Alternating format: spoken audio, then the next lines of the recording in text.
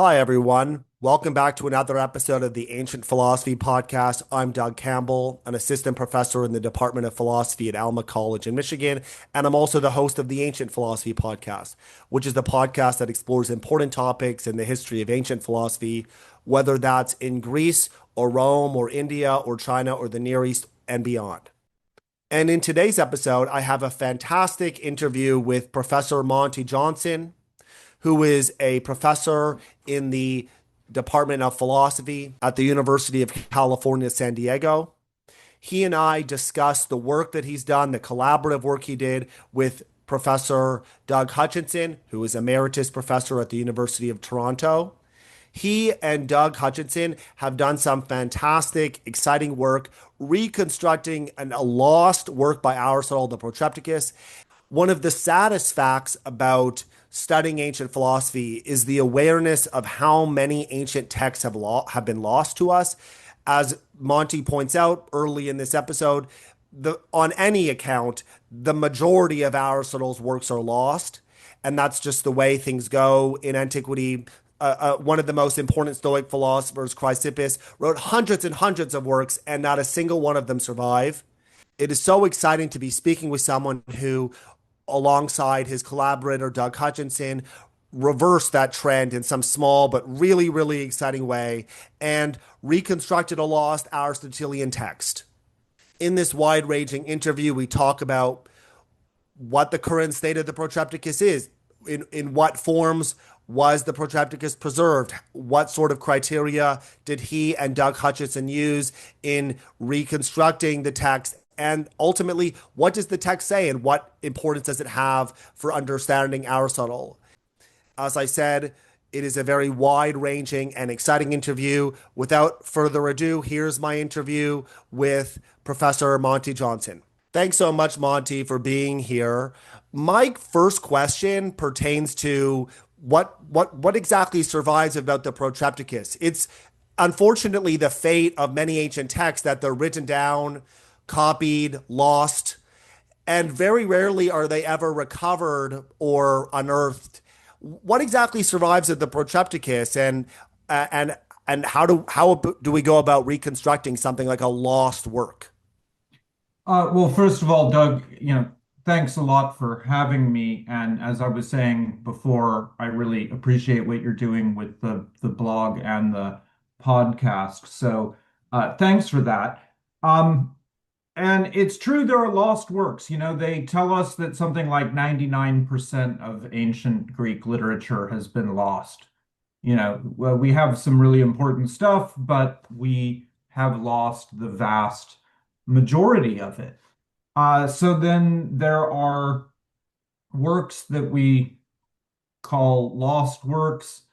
In the case of Aristotle, where we have three ancient lists of his writings, the lists of the writings, the titles on these lists don't even perfectly correspond to the works that we do have. But if we try to look for the works that we do have among those lists, at most that would be something like 25% of the lists. So that's what we mean by, a lost work in the context of Aristotle is, somebody, an ancient list or another author tells us that there was this work, and we no longer have it in the sense that there is no medieval manuscripts of it. So I should digress a little to talk about this. What we call works of Aristotle, the works that we assign to our students are translations. Translations of what? Well, translations of Greek texts that have been edited in the 20th century or the 19th century or more recently. What are those additions? Those additions are based on collecting manuscripts that are in libraries, monasteries, things like that in Europe, and an editor looks at all of those different manuscripts and then comes up with a kind of synthetic edition of it, and then we translate and teach from those. But so there are all the works that have survived, basically, are the works that there are medieval manuscripts, okay, 12th, 13th, 14th century manuscripts. And we have quite a few of these for Aristotle. That's what constitutes our corpus Aristotelicum. But as I said, there's seems to be a bunch of stuff missing. There are no medieval manuscripts for something like 75% of the titles on those lists. So on those lists, all three of the lists list a work called Protrepticus. And so that's the first kind of evidence that survives of the work is the evidence of the title Protrepticus and it appearing on these ancient lists. The second kind of evidence that survives for the Protrepticus is what we call reports or testimonia. And this is where a later author, like Alexander of Aphrodisias, for example, refers to the work and or the author. And so says something like, in the Protrepticus, Aristotle says, blah, blah, blah. Okay, and that's a report where a later author or commentator is describing the work or describing an argument in the work. Then another kind of evidence we have are what we call fragments. And this term is often used fairly loosely, but we use it in a very specific way to refer to literal verbatim quotations from the work. And there's a couple of kinds of those, and I'll talk about that in a second, but I'll just mention the fourth kind of evidence that we have of the work, besides the lists, the reports, and the fragments, would be imitations, where later authors using Aristotle's work, the Protrepticus, write their own works, their own protreptic works, either to philosophy or exhortations to other subjects, but use Aristotle's arguments or themes or motifs or whatever, and so they incorporate it into their own work, but it's some kind of reflection of the original work. So those are the four different categories of evidence, and we can go into them more specifically, but the one I call fragments is crucial because it's only if you actually have fragments of an actual work that you can do what we call reconstructing the work. Okay, just like if we're going to reconstruct a piece of ancient pottery, we need to find fragments of it in the ground. And we take those fragments and then we have a theory about what the original shape of the thing was, and we sort of put it together like a puzzle, and then we have this ancient artifact.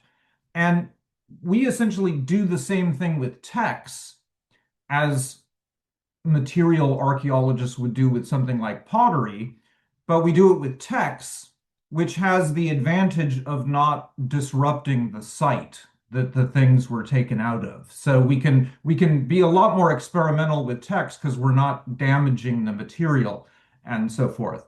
And so a reconstruction is a collection of fragments that we think are, literally Greek words that were in the text, and the reconstruction is an arrangement of those that's the closest order we can think to the original work. Now, last thing I'll say about this is that there are really two different kinds of fragments. Now, I've already mentioned verbatim quotations, so where you have a later author, and the most important one for Aristotle's Protrepticus is an obscure 3rd century AD author named Iamblichus of Chalcis. In some works that he wrote, he excerpted from Aristotle's Protrepticus and basically copied large sections of that work into his own work. And so those are literal fragments of the work in the sense that he didn't change these, and he wasn't paraphrasing or just reporting about the work. He was literally incorporating the words of that work into his own work. But there's one other kind of fragment, and this is the other kind of evidence other than medieval manuscripts that we have of ancient works, and that's papyrus fragments. And so this means literally a piece of paper that is dug up, usually in Egypt, okay, and contains Greek words. And that was a copy of an actual Greek book. And it turns out, and there are vanishingly few of these papyrus fragments. If you take all of the papyrus fragments that could possibly have anything to do with Aristotle, there's something like 20 of them. Okay. So vanishingly little, but there are two or three pieces that pertain to this popular work, the Protrepticus. So, if every papyrus had survived from antiquity, we wouldn't need medieval manuscripts. We would just read off of the papyri, but almost none of the papyri survives from antiquity, so we depend on medieval manuscripts. But there are no medieval manuscripts of Aristotle's Protrepticus, so we have to use the medieval manuscripts of Iamblichus's work, Iamblichus being this guy who quoted and excerpted from Aristotle's work. So I haven't told you what the evidence about the work is, but those are the kinds of evidence. Lists of ancient works, reports about the work, um, imitations of the work where people that had possession of the work incorporate it into their own new enterprise, and then finally fragments, those precious verbatim excerpts or quotations from these later authors. Yeah, thanks, Monty. That was really interesting, and I have tons of questions I want to ask about that. I'll start with the papyri thing first, though. I mean, any normal person who just heard what you said is going to be intimidated by by the scale or of reconstructing something like this. To make this sound even more difficult, though, these papyri fragments, and I'm my understanding from looking at the work you and Doug Hutchinson have done, the documents put together, these are specifically found at Oxyrhynchus in Egypt. I mean, you could correct me if I'm wrong, and I think Oxyrhynchus is like some big garbage dump in Egypt, right? Yeah, Yeah, it was some kind of ancient garbage dump. And like a lot of these are surviving, not because Egypt necessarily was a hotbed for these manuscripts, but rather it's just a survivorship bias kind of thing that Egypt has the sort of climate in which papyri tended to survive. It tended to survive, but these papyri, and this is specifically what I want to know about here, like, did these papyri make it obvious that they're from the Protrepticus? How much work do you need to do, even saying like, look, I think this one is from the Protrepticus? I'm going to assume that it's not like they had like, page numbers and running headers with saying like Protrepticus and specifically page two of the Protrepticus. So later, thousands of years from now, when someone's reconstructing this, you should really know this comes on page two. What is how do you actually work with papyrological evidence? right. So first of all, you're right that all of the papyri pertinent to this project comes from Egypt, and specifically from this place called Oxyrhynchus, which means the city of sharp-nosed fish or something like that.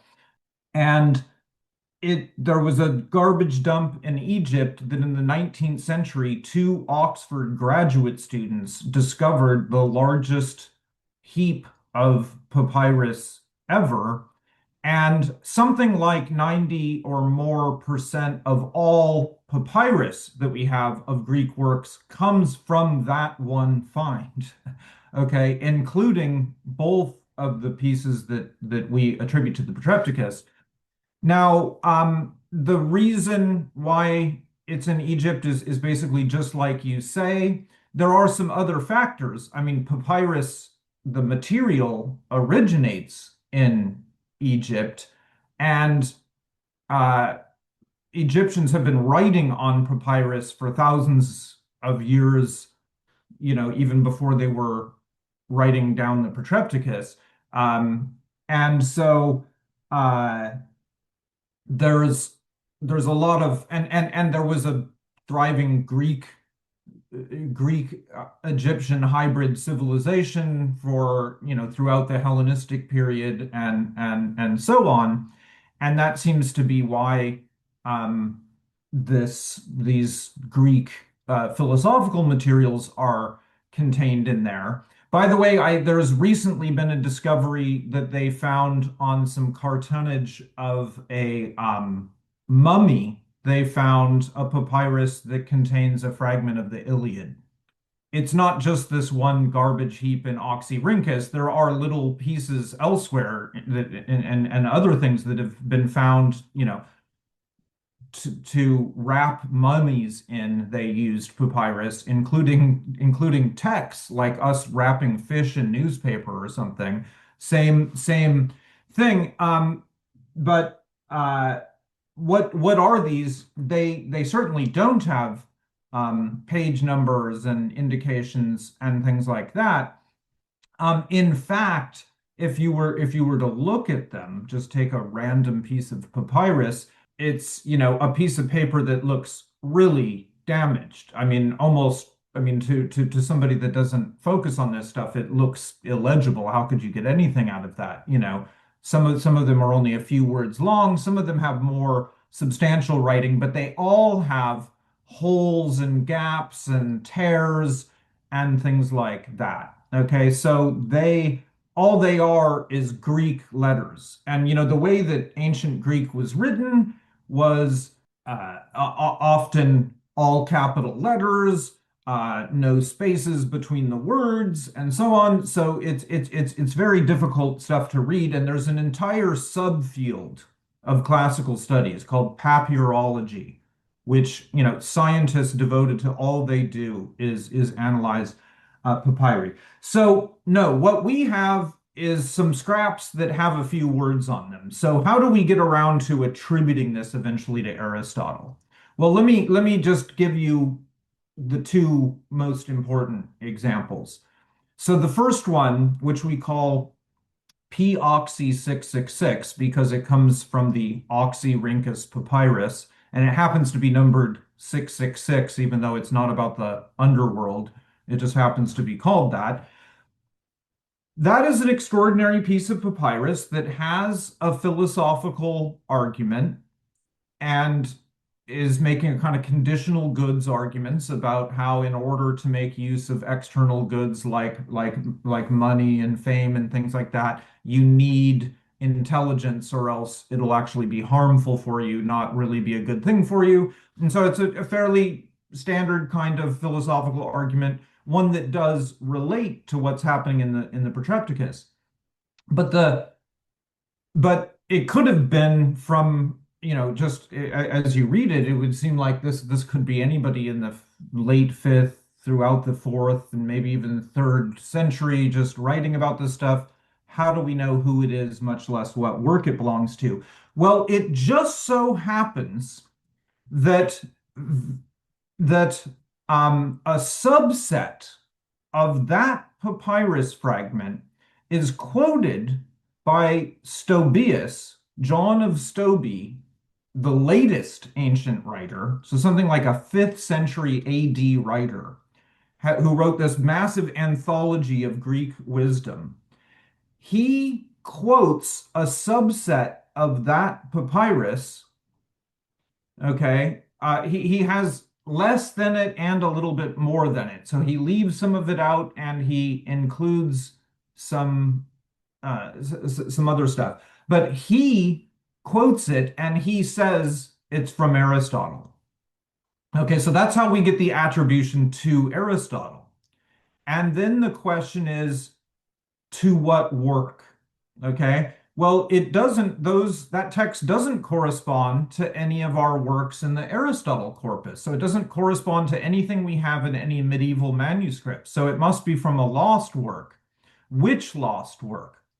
Well, in the content of the papyrus fragment, it concludes by saying, therefore one should do philosophy, philosopheteon in Greek. And that is the key word of this work, the Protrepticus, the exhortation to philosophy. It repeatedly reaches the conclusion, philosopheteon, so you should do philosophy. And so we have this papyrus that makes an argument concludes the argument and says, therefore, you should do philosophy. A much later author attributes a subset of that to Aristotle. And so we attribute it to Aristotle, and then we ask to what work. And then we have a work called the Exhortation to Philosophy that, in our other evidence or other fragments for it, continually reaches the conclusion there. So all of this has to be based on probability. It doesn't, they didn't write Protrepticus, as you say, in the margin of it or something. So it could have been maybe in another work like the On Philosophy or the Eudemus or some other lost work. But the one that it's most likely to be attributed to is the other one that continually reaches this conclusion and also has arguments that link up with it in other ways. So it's through parallels to other better established fragments actually that we're able to attribute that one.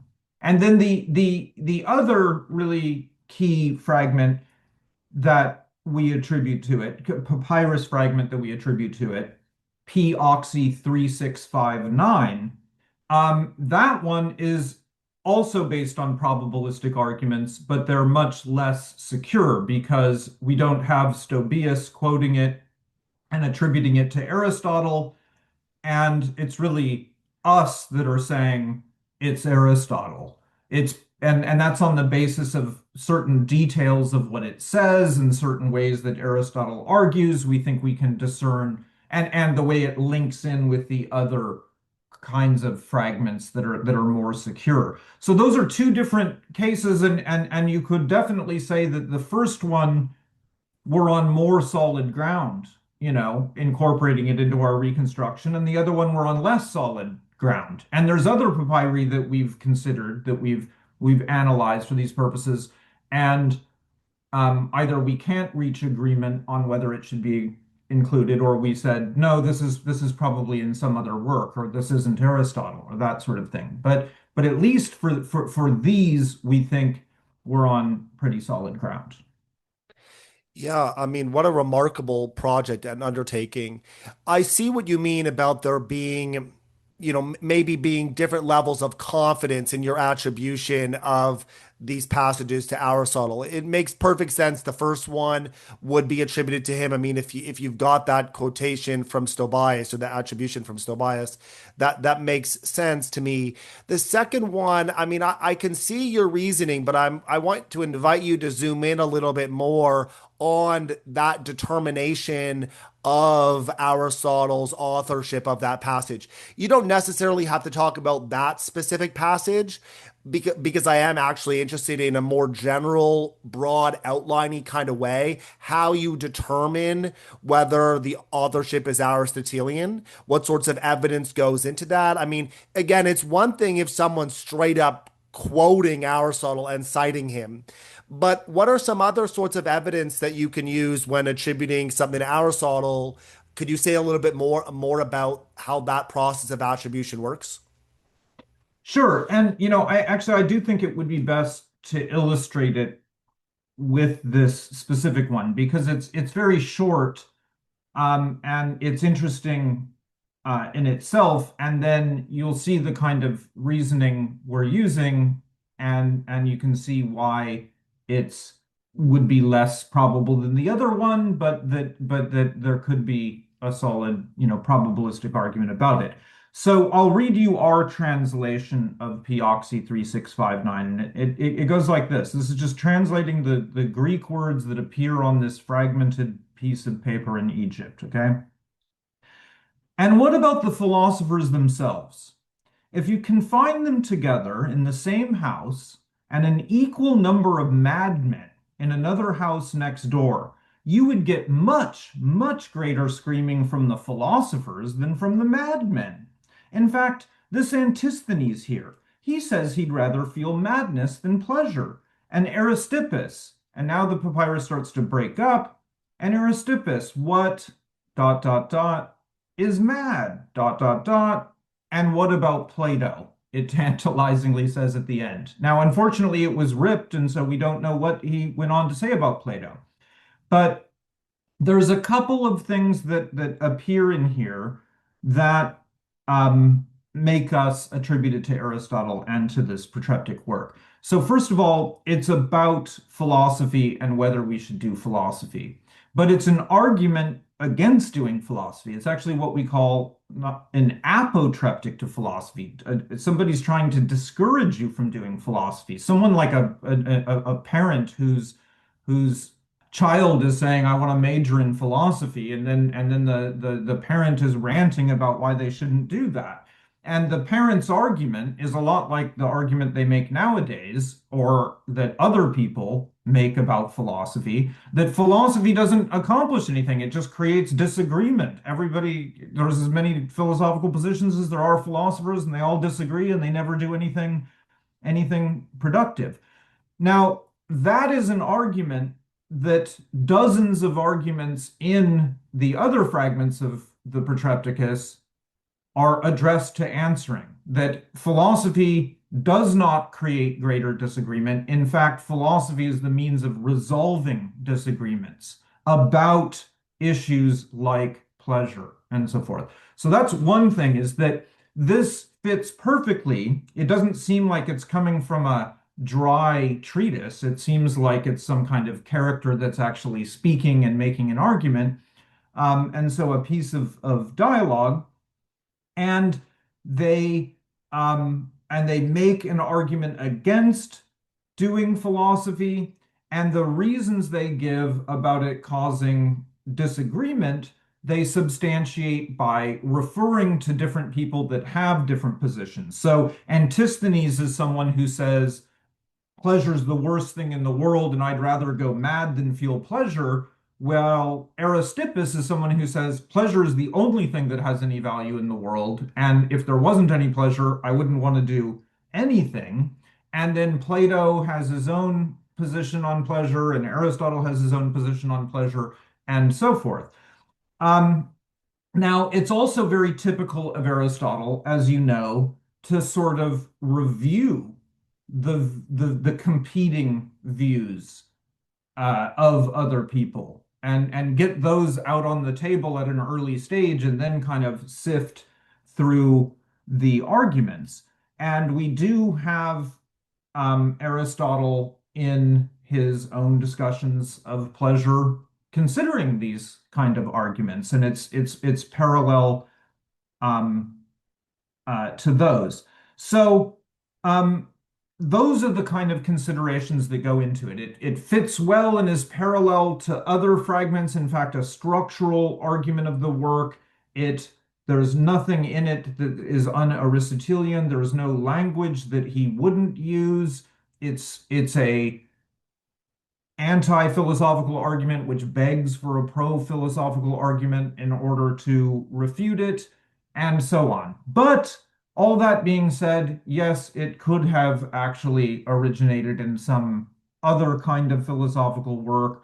It could have been by some other author, but we think that it fits rather well here. And so we want to bring this papyrus to the attention of readers. The only other place you could access this would be if you went and got the relevant volume of the Oxyrhynchus papyri from a library like the University of Toronto or Harvard that actually has the run of Oxyrhynchus papyri. Okay. That's the only other place that somebody could dig up and find this. Okay. I've never seen this extraordinary passage brought into discussions of pleasure, discussions of philosophy causing disagreement, and so forth. And so when I saw this, I thought it just fits so well with the Protrepticus and what's argued there, that I think we're gonna kind of go out on a limb here and attribute this one. And if people can come up with decisive reasons this can't be Aristotle, or we ought to think of it as being someone else, then I'm happy with that. And maybe that's the value of bringing this up. But otherwise it languishes unseen in obscure volumes that most people don't have access to.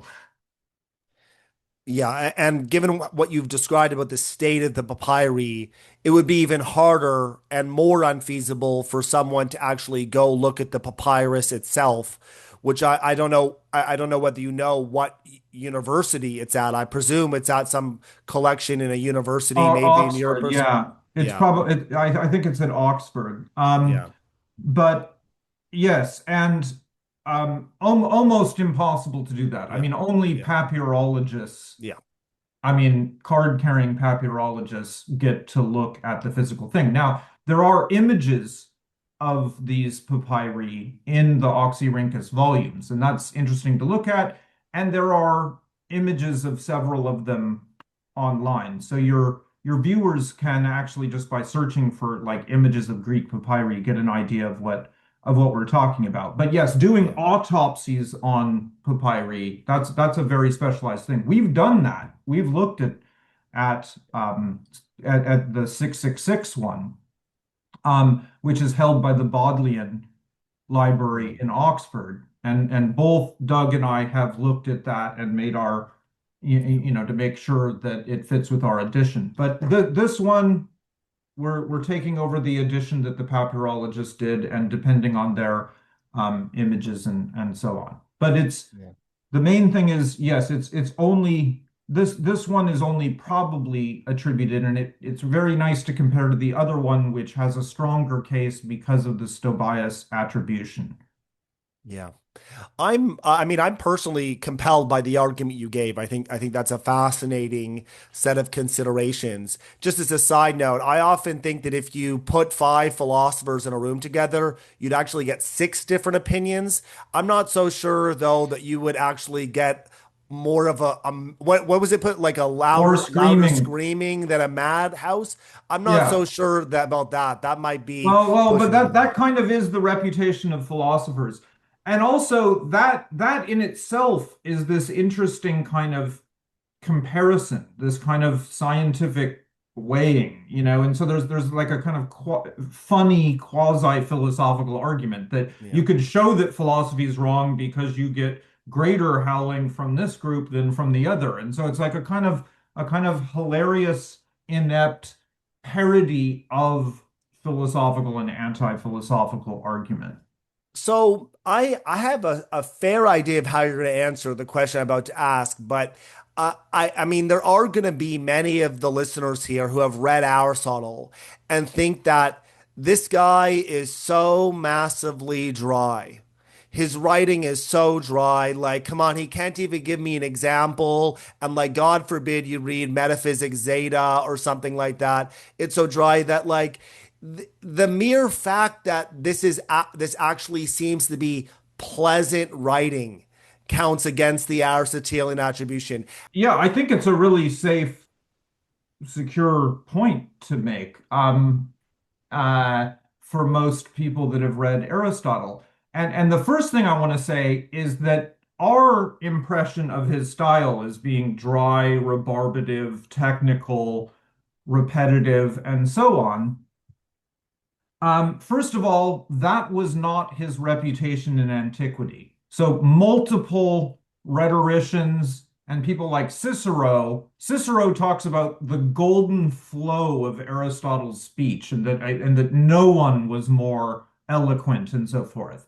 Okay, and several other rhetoricians talk about what a great style he has.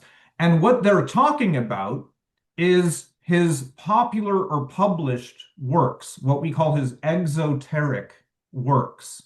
Okay, because Aristotle, like Plato, wrote dialogues that circulated popularly, okay, as opposed to what we call his treatises or his notes, the esoteric works of Aristotle, which is our entire corpus Aristotelicum consists of these, and they are meant for use within the school. So by students or other philosophers that know this technical stuff and get into the nitty-gritty and metaphysics zeta like arguments, that's actually what most of what we have.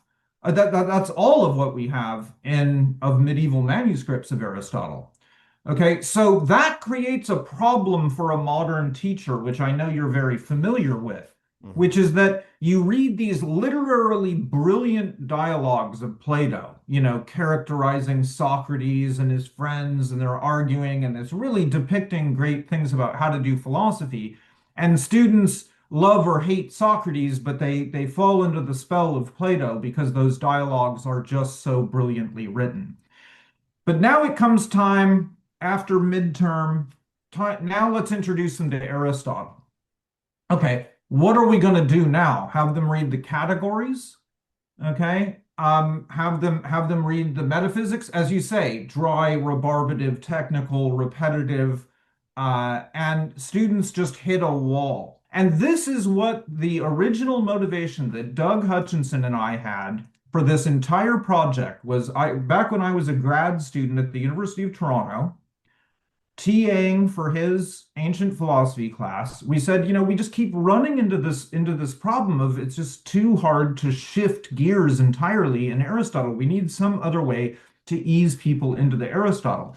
And since we had read this work as a reading group, as a Greek reading group, we thought, well, what about just coming up with a translation of the Protrepticus? Because after all, that's Aristotle's own attempt to persuade people to do philosophy. So it's his own kind of introduction to philosophy. So what if we used Aristotle's own, I mean, not introduction to Aristotle's philosophy, not Aristotle's introduction to Greek philosophy, Aristotle's introduction to philosophy. Okay, we have some fragments of it. And these do show some of the golden flow that Cicero referred to. And they are literarily great, and they have jokes, and they have homey comparisons, and that sort of thing, like Platonic dialogues. Okay. Yeah. And so that was our original motivation for this project, is we simply wanted to make a handout for students so that we could show them that this reputation of Aristotle being a terrible, impenetrable writer is just because of the accidental loss of all of his published works. And that can never be emphasized enough. Plato is a really unusual author in that we have all of his published works and none of his unpublished works if he wrote any. And for Aristotle, we have none of his published works, only Hmm. esoteric notes or treatises or notebooks or whatever they were. So this work, okay, is one of the only chances we have to show people why Aristotle had a reputation for being so eloquent, so rhetorical, and so on. It's because of this kind of work, not the kind that we have to study because of the accident of what texts were transmitted to us. Yeah, it's interesting to talk to you about this, having both TA'd and taught that course at the University of Toronto as Yes, well. you know what I'm talking about. I know that struggle. I'm not sure that I dealt with it as well as you did, though. I mean, you guys literally like reconstructed an ancient text to handle that problem. That's fascinating. Well, yes, the problem with that is then you have to try to explain to students what this thing is. Yeah. So that's why we're trying to develop a student version of the reconstruction and translation that gets you able to responsibly focus on this text and let all of those technical questions about reconstruction and fragment numbers and so forth sort of recede into the background. Yeah. But it does work well, I can tell you, and I'm not the only one. Lots of other people have incorporated our reconstruction into their teaching of Aristotle, Jim Porter at Michigan, and then at Berkeley, and Chris Babonich at Stanford, and a bunch of other people have taught undergraduate classes using this text to teach Aristotle successfully. I myself always use it to do so. And even if I'm just teaching philosophy and not Aristotle, I use it because I think it's one of the best introductions to philosophy. So Yeah.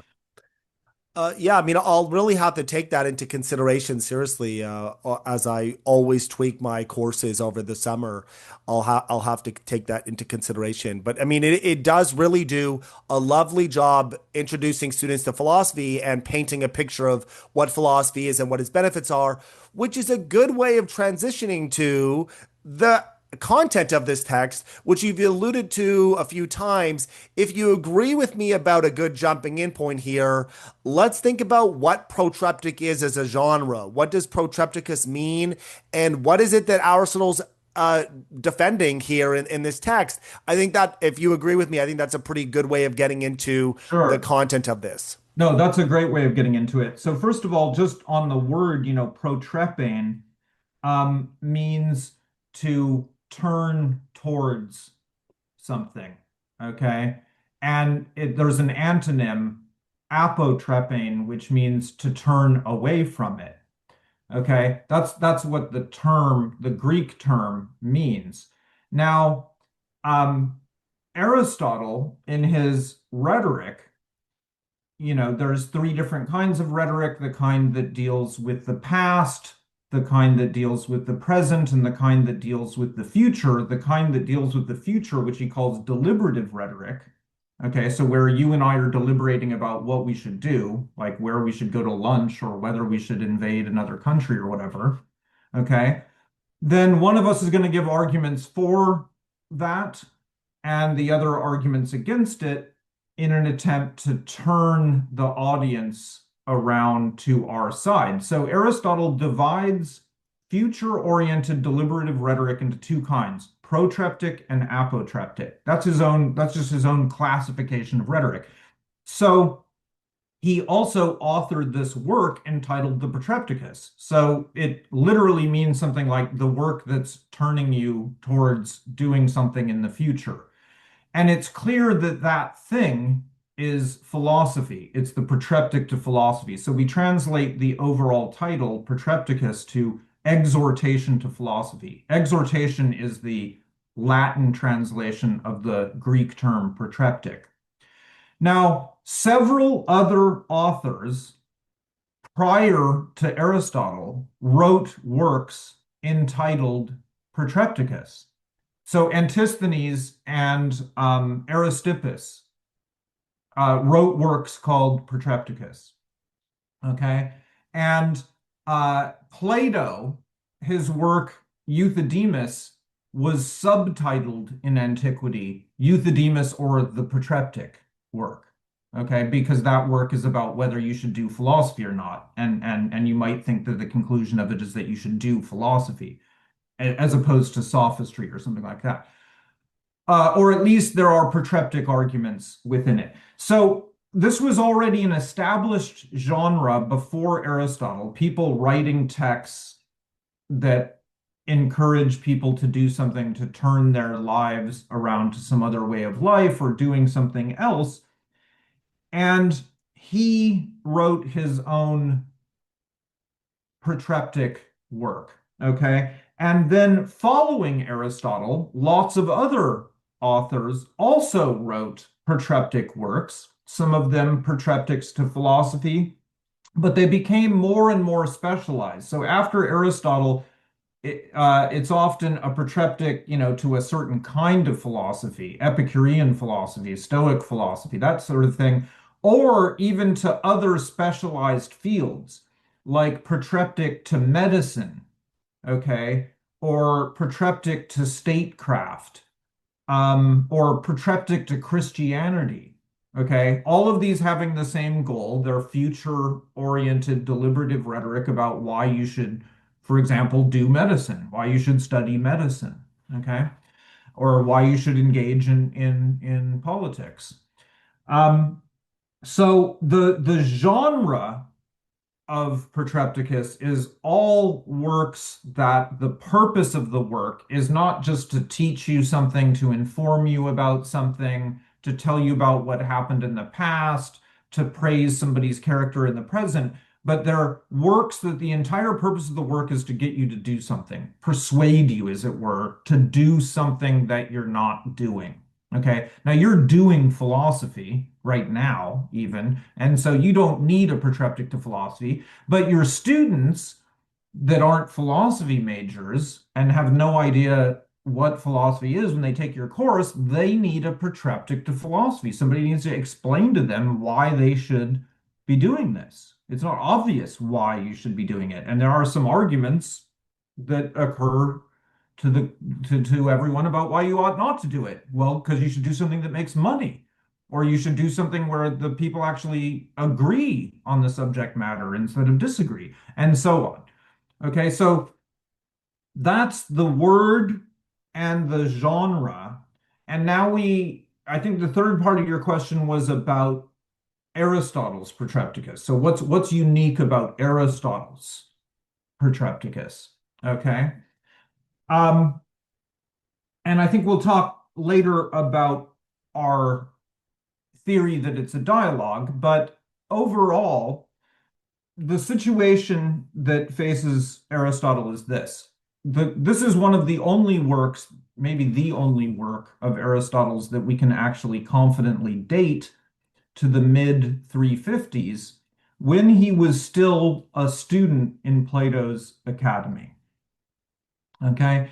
And that is because there was a work published by Isocrates in the mid 350s called the Antithesis, um, a work in which Isocrates, who had himself founded a school of philosophy, a private school of philosophy, where he taught people rhetoric and sort of geopolitics and strategy and this kind of thing, but mostly it was a kind of rhetorical education. And long before Plato ever set up a school called the Academy, okay, something like 20 years earlier, Isocrates had set up a school teaching philosophy. And then later, Plato came along and said, well, we've got a place where we're teaching philosophy, but it's quite different kind of philosophy. Okay. It's not just rhetoric and politics and geopolitics. We're looking at mathematics and physics and the history of literature and poetics and philosophical argumentation, and we're discussing all of this stuff. And he started attracting students like Aristotle, who at age 18 was attracted to join up into Plato's academy. And Plato's Academy became a rival to Isocrates' school of philosophy.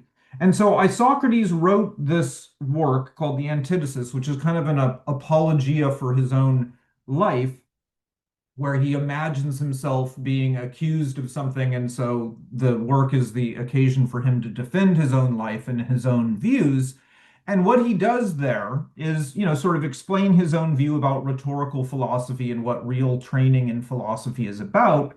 But he also attacks another conception of philosophy, which corresponds exactly to what Plato's Academy was doing, which is theoretical philosophy, mathematical philosophy, looking into the elements of things, astronomy, music, incorporating those things.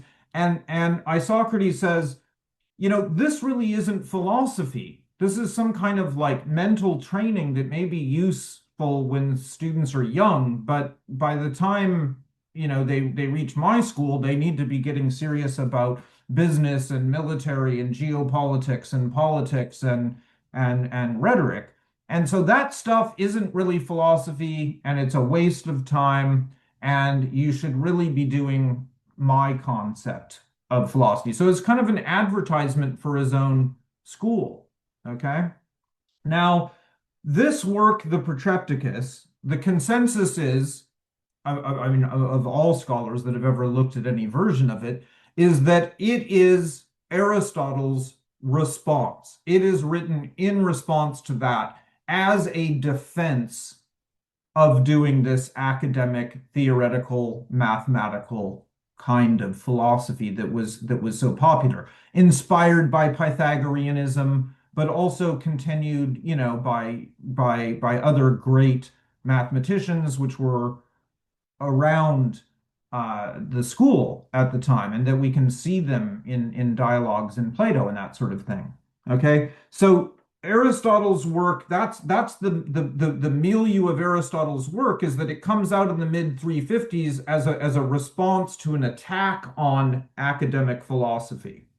Okay, so it is therefore a defense of academic philosophy, a defense of theoretical mathematical things that aren't all immediately useful and applicable to politics and geopolitics and practical affairs and things like that. And so it's Aristotle's defense of what we think of now as philosophy, because we think of philosophy a lot more along those lines than we do Isocratean ones. But that is because Plato won that war with Isocrates. And part of the reason he won is because of the brilliance and persuasion of this work that Aristotle wrote responding to it.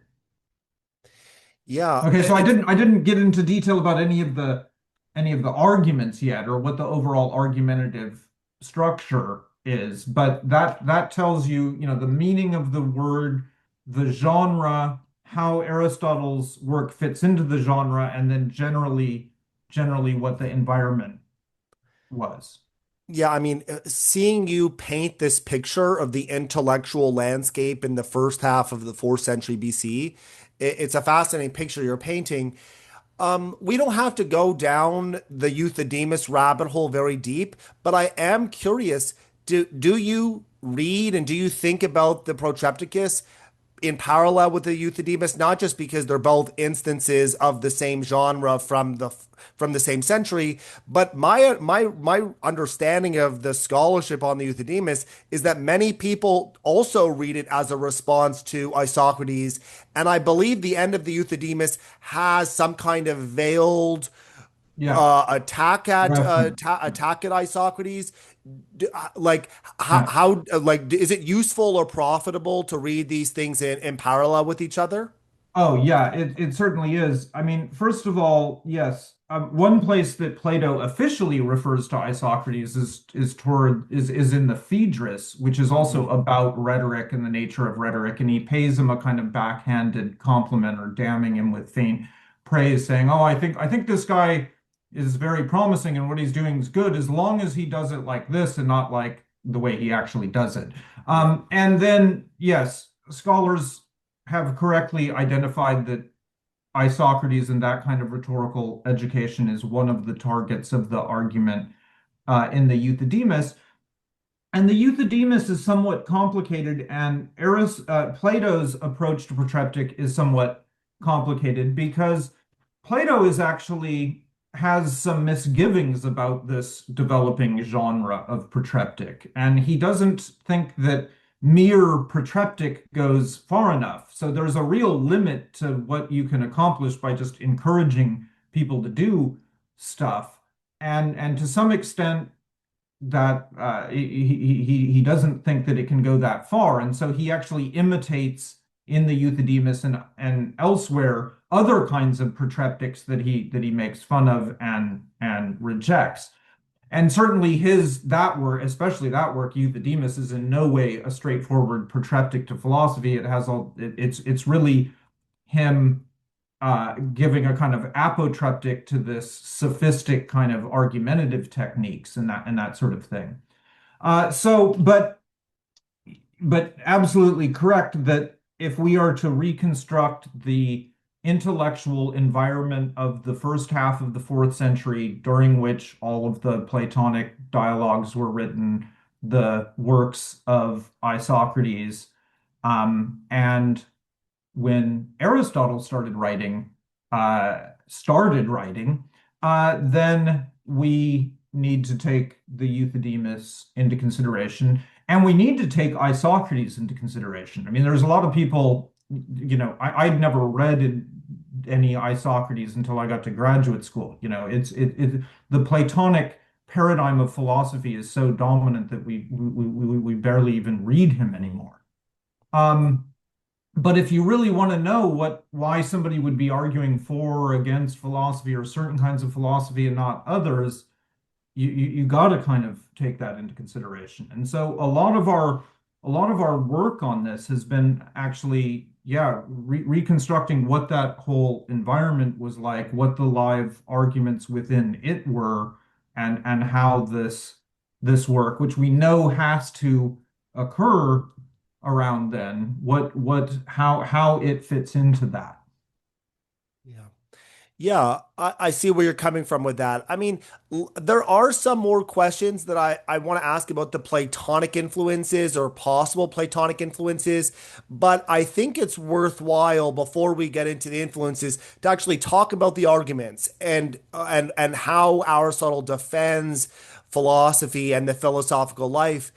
For the sake of this, we might want to make a distinction between the purported or alleged characters in this alleged dialogue. So you might want to say something about that. But maybe as you're introducing these characters, maybe you can say something about what their views are so we actually get some of the arguments out there now that we know the conclusion is going to be a defense of the philosophical life. Sure. So first of all, yes, we think it's a dialogue, and that's important because there are other interpretations. And by saying it's a dialogue, we mean something like a Platonic dialogue. That is, it doesn't consist of uh, simply a monological narrative or defense of a thesis with arguments, that sort of thing. Instead, what you have is named characters, well-known characters or obscure characters, but named characters who exchange speeches.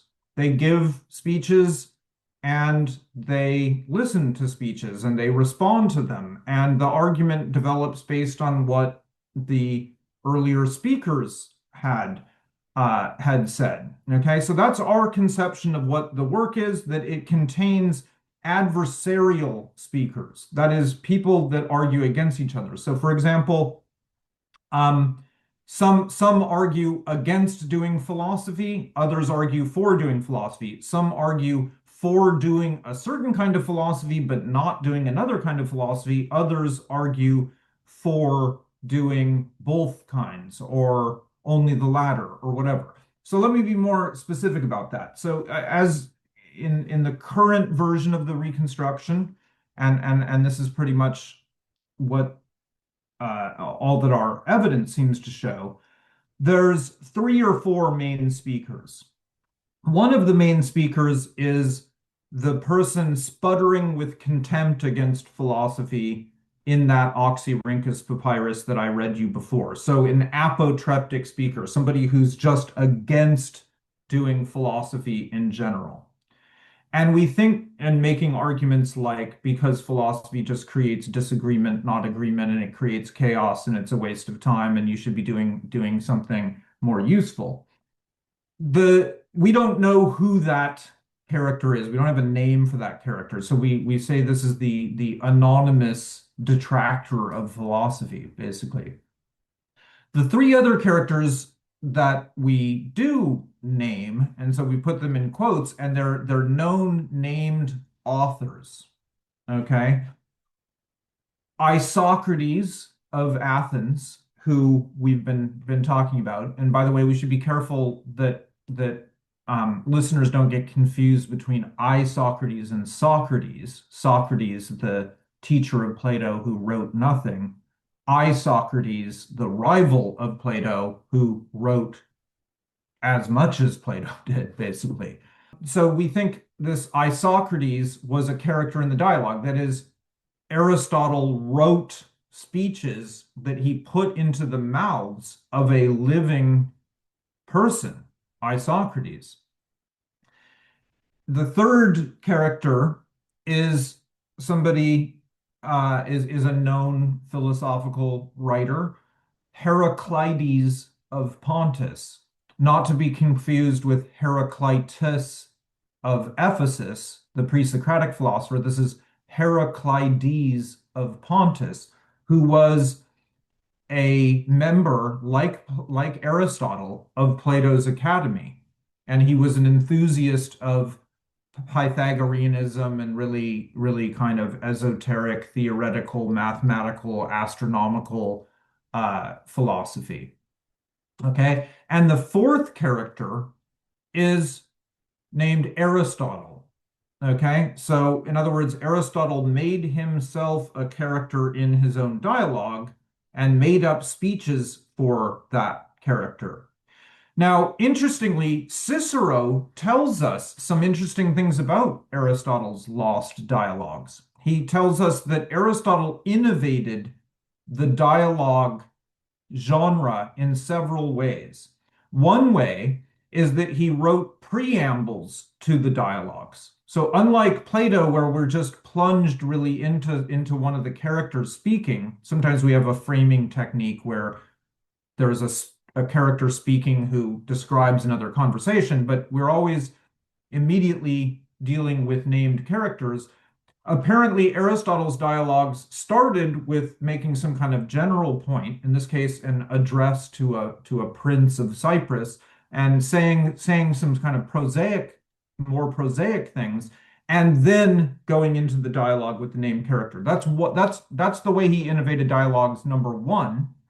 Number two is that he brought living people into his dialogue. So Cicero tells us that Aristotle took people that were alive at the time and wrote parts for them, something Plato apparently never does. Everybody that is portrayed in a Platonic dialogue is not a living person at the time of the dialogue that Plato is writing the dialogue. And the third thing is Aristotle made himself a character in the dialogues. Okay. And of course gives himself the leading part. And Plato never does this. As you know, Plato is never a character in any of his dialogues. But Aristotle allowed himself to be a character in his own dialogues. So the overall structure of argumentation goes like this. The apotreptic, the anonymous speaker, comes in and makes this argument against doing all philosophy. Then the Isocrates character gives a limited defense of his concept of rhetorical kind of utilitarian philosophy and says, no, you're wrong. Philosophy actually is useful, but only for these kind of practical things. Then we have the Heraclides of Pontus character who says, no, you're wrong. Actually, this mathematical and theoretical stuff is the great thing about philosophy, like the kind of stuff Pythagoreans have really pushed and advanced. And that's actually far more worthwhile than any of this rhetoric stuff and even any of this practical philosophy stuff that Isocrates is offering us. And then finally, the role of the Aristotle character is to, as it were, synthesize the two pro-philosophy views so that, well, actually, philosophy is useful for practical things and for theoretical things. So if you want the utilitarian benefits and you want the useful things and you want the useful training and the ways that it can inform you about rhetoric and statecraft and economics and so forth, then philosophy is really valuable as means to all those ends. But it is also valuable in its own right because of this theoretical insight and mathematical insight that it gives us and that sort of thing. And so Aristotle says whether your goal is practical or theoretical, in either case, you should do philosophy. And I think this is one of the most important things about the work, that this is literally the origin of the distinction between theory and practice, theoria and praxis, okay? That this is not a distinction we have in Plato, okay? But we do have a distinction between, in Aristotle, as you know, between theoretical sciences and practical sciences. And this work, being the earliest work of Aristotle, is the earliest work in which that distinction occurs and plays a structural role in the argument. But so 4 characters, 4 different concepts of what's valuable about philosophy. Aristotle is writing all of them, so we can never lose track of that, like our students do when they're reading Plato and they think they're really reading what Protagoras or Gorgias is saying, and we have to remind them, or even Socrates, and we have to remind them, Socrates never said that. That's Plato making that up. So here, it's Aristotle making up all of these things, but very different than a Platonic dialogue in that he's making up things about living literary rivals of his, and he makes himself a character, and of course, his arguments prevail in the end. Okay, and that's the overall argumentative outlook and how he offers a defense of philosophy without getting into detail about a single argument. That's the overall structure. Yeah, I appreciate that. Thank you. So, am I right in thinking the character Isocrates, his argument is something like, do philosophy to the extent that philosophy will help you coordinate your use of goods? Is that the argument, or that it will actually make good things useful for you?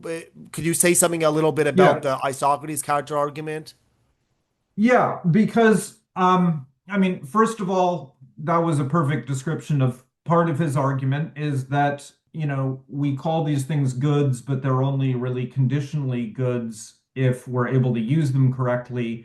Philosophy teaches us how to use goods correctly, and so it makes goods goods for us, goods that are otherwise can be bad for us or harmful to us if we don't have this. And so his basic concept of philosophy is that philosophy allows us to use other means to whatever to the things that we think are good. But he actually has a very sophisticated argument against theoretical philosophy. So he makes an argument that actually Aristotle later utilizes in the Eudemian Ethics, but he has Isocrates make an argument that says, look, um,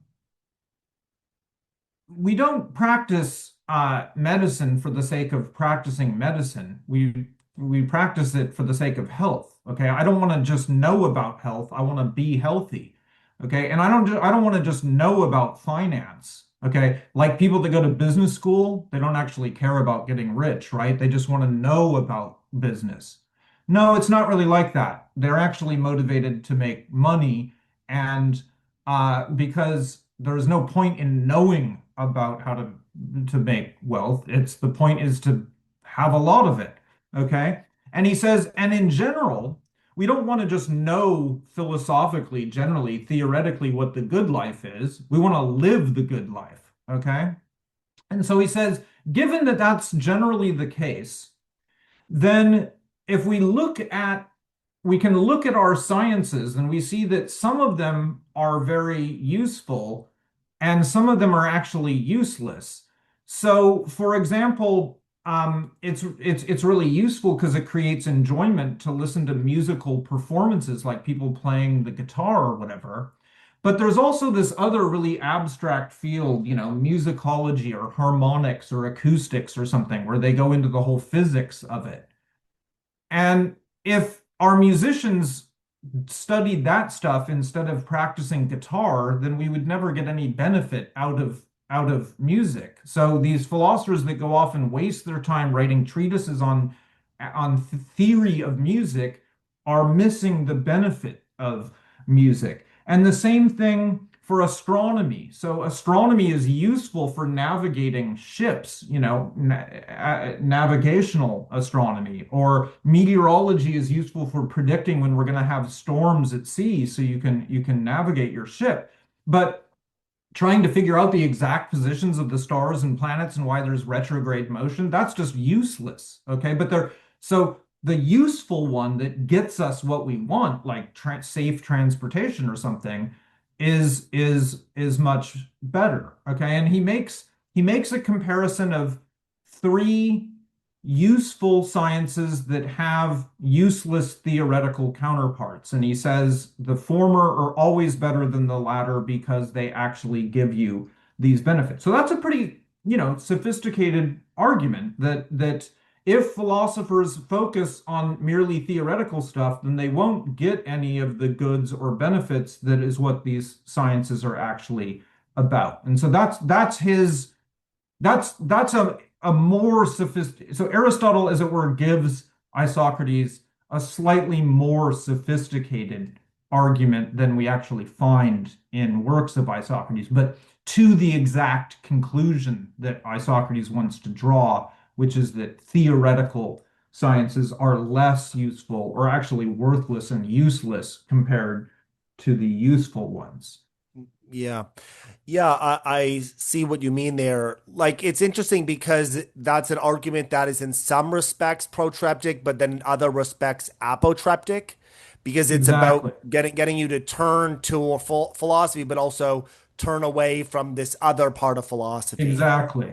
Yeah. That's exactly correct. And the Heraclides character is kind of a counterpart to that, okay? Because he thinks that he makes a kind of pessimistic speech about how actually all this stuff that people consider useful and beautiful is actually worthless and it's a waste of time. Okay, working on economics and politics and so forth. No, that's actually Isocrates has it exactly wrong. That he's right that there's a difference between that and doing astronomy and musical theory and meteorology and so forth. But the good ones, the ones that you should be doing and that provide us greater things than anything else, is the theoretical and mathematical ones that Pythagoreans have shown us the way for. And to concentrate on this other merely human stuff and this messy stuff is like to sort of miss the whole point of of this incredible insight that we can get into reality. And so he's a nice dialectical counterpart to the Isocrates view that Aristotle is then able to synthesize and say, well, you know what? We can do both. Okay, we can actually have a set of practical sciences, ethics, economics, politics, and so forth, and rhetoric and poetics and so on. And we can have theoretical sciences where the goal is just some kind of knowledge. And it's clear actually that Aristotle thinks the merely theoretical ones are in the final analysis more valuable than the merely useful ones. But um, he doesn't, by contrast to the Heraclides character, he's not a mere totally focused on just mathematical, theoretical, and disdaining the practical and that sort of thing. So, with that in mind, how does Heraclides bring in the Pythagorean mathematics that you mentioned earlier? How does that figure into the view that this character develops? So, and this relates to, a lot of the new material that we've attributed to it, to the work. We discovered that in another work of Iamblichus, one that's on mathematical sciences, he also excerpts from the Protrepticus. And so, having made that determination, we incorporated this material into it, and it hasn't really been a part of previous reconstructions. But the basic argument that he makes is, first of all, that Pythagoreanism is a means of resolving conflict and eliminating disputes because it comes up with a method of doing mathematics and an argument that's more accurate and precise and creates agreement on both sides. So you and I might agree or disagree about something, but if one of us could prove something to the other, then through that proof we would agree with each other. And the Pythagoreans, he says, have and their model of it is in mathematical contexts like music and optics and harmonics and things like that. Um, they create agreements in these areas through their proofs, so through their theories about these sciences. And he talks a lot. He reveals his comprehension of, as it were, Pythagorean lore. So actually, part of the dialogue is a kind of contest between Plato and Aristotle, or sorry, between Heraclides and Aristotle, because Heraclides represents himself as the expert on Pythagoreanism and what it's about and how it and what Pythagoras was like himself and what he said and how the Pythagorean sciences developed. And Aristotle actually corrects him on a few points and has a different concept of the significance of of Pythagorean philosophy and brings it out, and it relates more to his own concept of philosophy. But they he talks Heraclides in part about how the Pythagorean mathematics is actually kind of disciplined way of life where you learn how to learn and you learn how to listen and you do these things and you sort of become a philosophical person by developing these habits that are conducive to learning, and then they developed these kind of number theory in arithmetic and of course geometrical theories, and then they started applying these to different dimensions of sense. So they came up with a mathematical theory of vision, which we call optics, and they came up with a mathematical theory of sound, which we call harmonics, and they came up with a mathematical theory of the stars, which we call astronomy. And uh, and he says that these sciences have far greater accuracy than their counterparts, and their objects are more beautiful. And so he uses a rhetorical, he, Heraclides, the character, of course, it's all Aristotle. Aristotle tells us about this technique of comparing sciences in the rhetoric, the section on protreptic speech. He says, hey, if you want to argue that one science is greater than another, you can do it either by arguing that the science has better objects, like they're more beautiful, like the stars are much more beautiful than studying worms or something.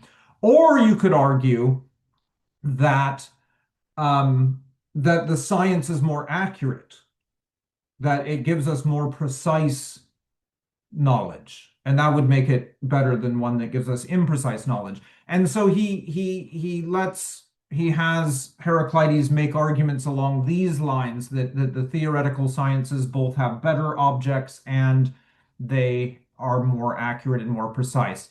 And he makes those sorts of arguments, and um, in a way, he starts to make the intrinsic value argument that is really blown up and developed by the character Aristotle in Aristotle's own voice. And that's, of course, the familiar argument that these theoretical sciences are uh, useful, valuable in and of themselves. The knowledge itself is valuable, not for something that can be done with it.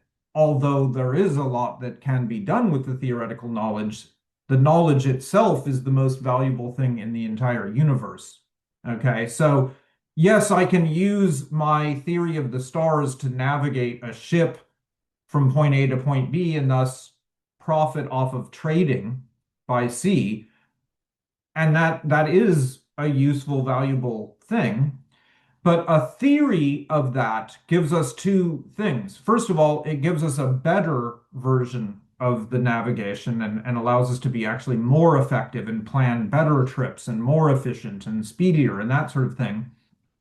But it also is just valuable in and of itself, like understanding how the cosmos works, how the stars move, and so forth, is itself much more valuable than any money that we could make by trading.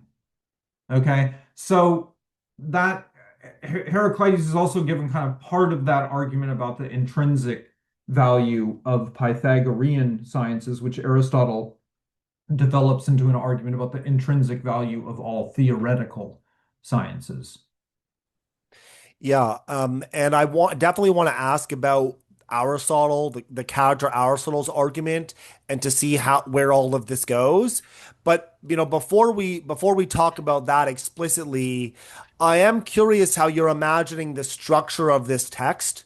So you said there would be a preamble, which was characteristic of Aristotle's dialogues, according to Cicero, I believe you said. And then do you imagine the unnamed detractor, the one who wants us to get away from philosophy, and then and then the Isocrates character, and then the Heraclides character, and then Aristotle bringing it all home in a way that's very reminiscent of Plato's Symposium, where you have successive speeches building on each other? Or are you imagining the characters kind of, duking it out, not unlike the end of the Gorgias, where, Socrates and Callicles are trading blows? Or maybe through the Gorgias, that's the case. How are you imagining this? And then Yeah. and then ultimately we can talk about the how the text ends. Okay, well, it's a great question, and the two models that you've given for comparison is really useful. That's really useful, Doug. Um, so uh, we think that there were um, frequent exchanges and cross-examination and back and forth. And even in the current reconstruction, we have it so that, the Isocrates character speaks, the apotreptic character speaks, the Isocrates character comes back in later, the Heraclides character comes in first, and then Aristotle dialogues with him. And so even in the current reconstruction, it's not just these block set speeches like you say. So there is evidence that there was shifting. So one of the greatest speeches in it, which reaches this tremendous conclusion that says something like, so one must either do philosophy and say goodbye to living and go away from here because everything else, at any rate, seems like loads of trash and nonsense. Okay, so that's like in our view, that's the end of Heraclides' speech. But other people said that's just such a tremendous complex, a tremendous climax. That has to be the end of the whole work. Now, we don't think it can possibly be the end of the whole work because of our theory about the order in which Iamblichus preserved the material, and there is stuff that comes after it. So it can't be the end of the work. But what it is like we see in Plato, where you have what we call these pedestal moments where there are climaxes of speeches by named speakers, like in the Protagoras, you reach a tremendous, or in the Gorgias, you reach a tremendous climax of an argument by Polus or something, or Callicles, but that's not the end of the story. It keeps going. Now, our evidence, what has not been preserved in our evidence is these small speech exchanges, what we call micrologia when we're talking about Plato. When, for example, when Socrates is interrogating someone and he says, isn't it like this? And then somebody says, yes, Socrates, it's like that. Well, but isn't it also like B? Yes, Socrates, it's also like B. Well, isn't it also like C? Yes, Socrates, it's like C. Okay, therefore, generally F, right? And so those are like one line each. And so we say that's like small dialogue as opposed to macrologia, where you have like long speeches. Socrates complains about people always wanting to give long speeches instead of short speeches. So we think that this work had both, but our evidence base is basically longish speeches. We have lots of reasons to think there were these other ones, but what has been preserved by them is the long one. So imagine if somebody was excerpting, as I have colleagues that do this. They teach Plato, but you don't want to mess with all this dialogue stuff. So you just, sort of excerpt the fragment on the theory of forms, or from the sophist or something, or the Protagoras' great speech. You just pull that out of the dialogue, forget about the rest of the dialogue. You photocopy that, and then we all discuss that. Okay, so that's sort of what's happened is that there was a work with probably a lot of dialogue, but the excerptors chose the big speeches with the big rhetorical climaxes, and that's what got preserved. Yeah, I mean, and that makes sense to me. If some, it strikes me that it would be the hardest over time to preserve, as you put it, these micrologia, right? The small exchanges. So how do you think it ends? I mean, presumably it will have something to do with the intrinsic value of philosophy, that philosophy is good in and of itself, this development, as you put it, of the idea in the Heraclides speech. But can you say a little bit more about that point and how that Yeah. argument No, works? no, no, because it's really interesting how it ends. So one of the main structural arguments in the work is what we call the three ways of life argument. So this is a traditional motif in Greek literature in general, but also in philosophy, that there are like three major ways of life. You have a way, and Aristotle discusses this in other works like the Ethics, Nicomachean Ethics, and Eudemian Ethics. This argument is structural to both of those works.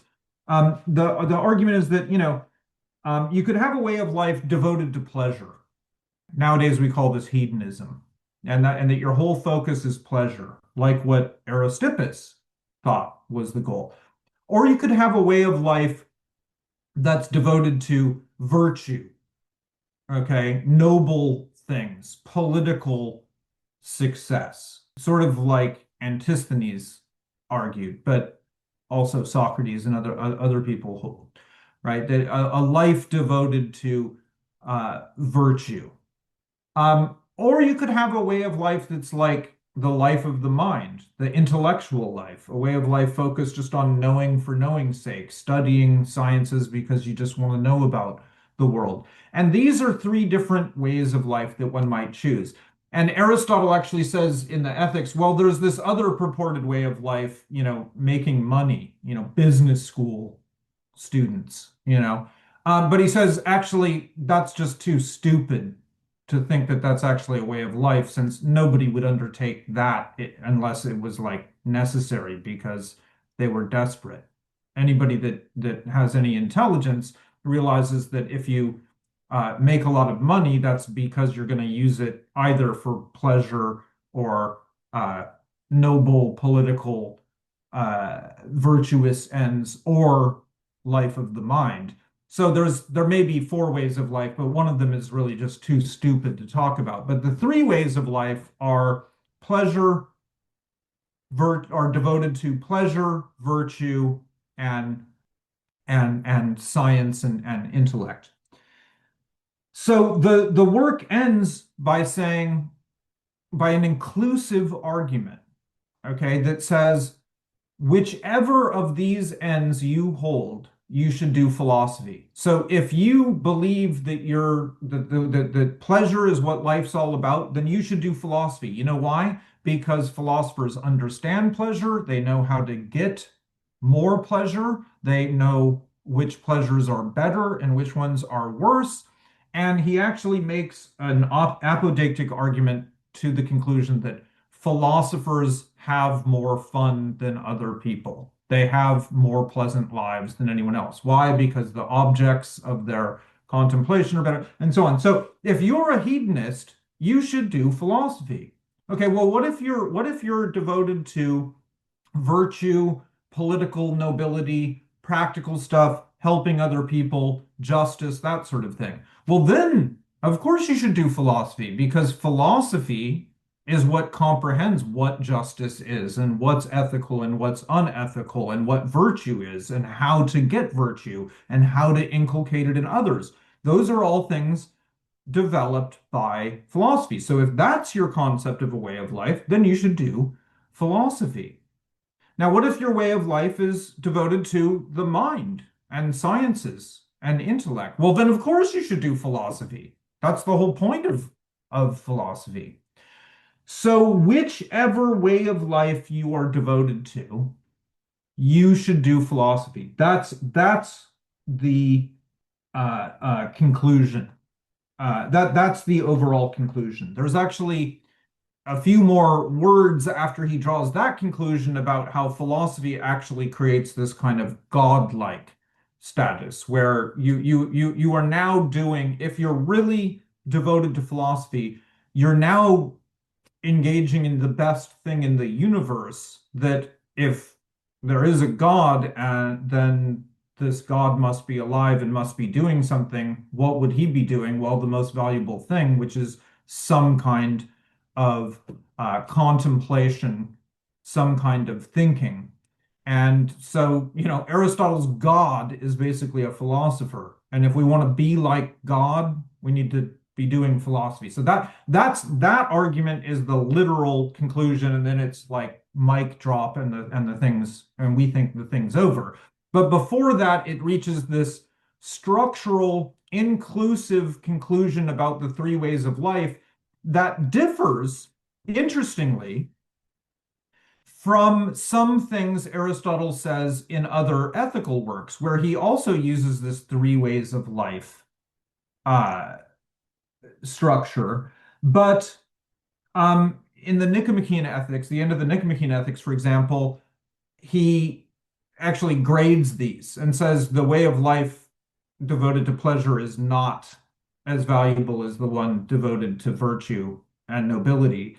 And the way of life devoted to virtue and nobility is not as good as the one devoted to philosophy. So we say he has a more exclusive concept of happiness, eudaimonia, success. He has a kind of exclusive notion in that esoteric work, the Nicomachean Ethics, and that's because the audience of that work is probably more specialized, whereas this work is a popular work meant for the public and meant for people that haven't decided to do any kind of philosophy. And so you want to capture all of their motivations, and their motivations fall into these buckets of, their motivation is basically pleasure or virtue in helping people in justice, or it's life of the mind. And so we make an inclusive argument that says pick whichever one of those you want, and in any case, you should be doing philosophy. Yeah, I mean, what a cool ending to the text for sure. That what an awesome, interesting, like attention grabbing ending. When it comes to comparisons between this work and other Aristotelian works, I can imagine a bunch of different explanations of why it would be different. You pointed out one, namely that has to do with differences in audiences. There's a very controversial hypothesis associated with mostly with Jaeger that Aristotle's thought developed over the course of his life. You've already said that you can pinpoint the composition of this text to the mid 350s BC. Plato's still alive, dies in 348. Aristotle's still a student at the academy. You know, there is the possibility. I'm not saying this possibility would explain exactly what you just pointed out about the difference, but it might be worth thinking about Plato's influences, early Aristotle. Some scholars would hate even talking about early Aristotle. The developmentalism isn't necessarily like a consensus view among historians of philosophy. But how much of this do you think? How much of this do you think you're comfortable in attributing to Aristotle's simplicity, or Aristotle in an unqualified sense? How much of this do you think belongs to a chapter of Aristotle's thought? He hasn't progressed much from Plato's influence. Of course, it's going to have these echoes of the Euthydemus. Of course, he's going to talk about defending Pythagorean mathematics. These are all Platonic motifs. The mature Aristotle wouldn't affirm some of these things. What do you make of a developmentalist's interpretation of the Protrepticus? Yeah. So first of all, you're quite right. We need to bring this to everybody's attention. Here's two broad ways of interpreting Aristotle. One, what we call the kind of scholastic view, and the idea there is that um, Aristotle wrote all of these works in a single day, and every one of them is perfectly coherent with each other. And the goal of historians of philosophy is to take the apparent discrepancies in it all and explain how it's all perfectly consistent. And that's the way that Aristotle was interpreted for a long time.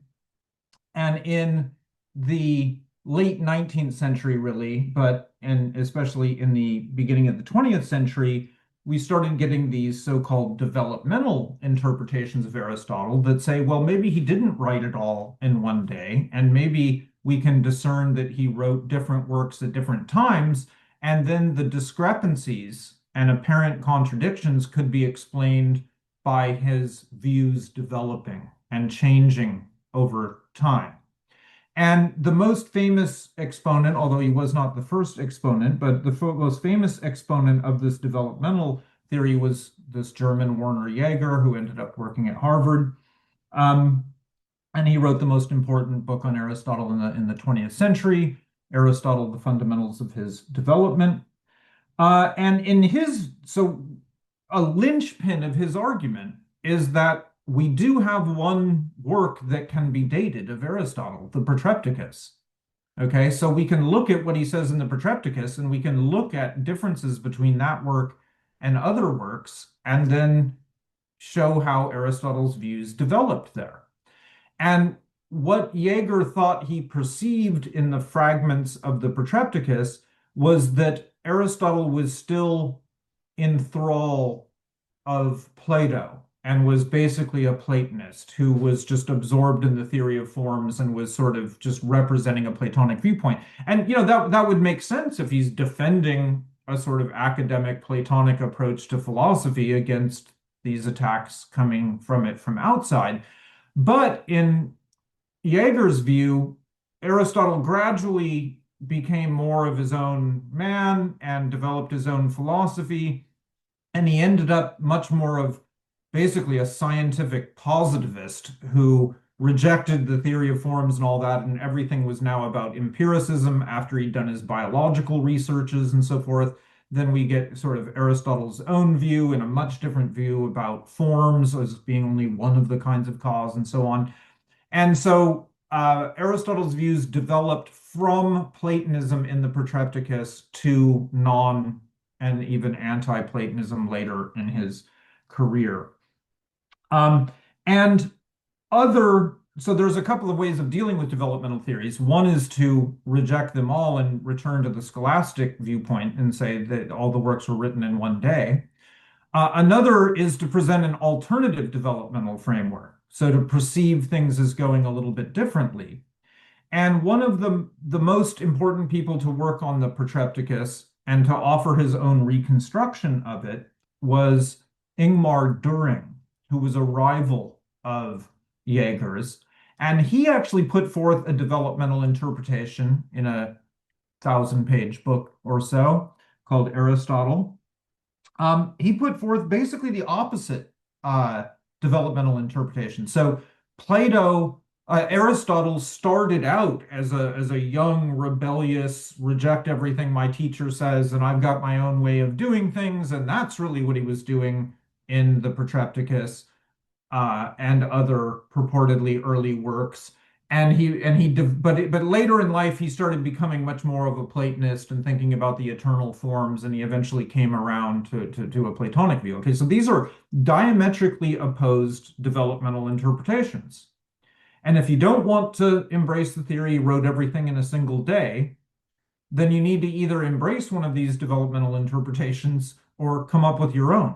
And so then other people came up with their own. Newen came up with one, focused on Aristotle's psychology. And Daniel Graham came up with a really interesting and compelling one that I never hear anybody talking about, but that focuses on the fact that Aristotle invented the concept of hule or matter later in his career, and certainly after his academic career.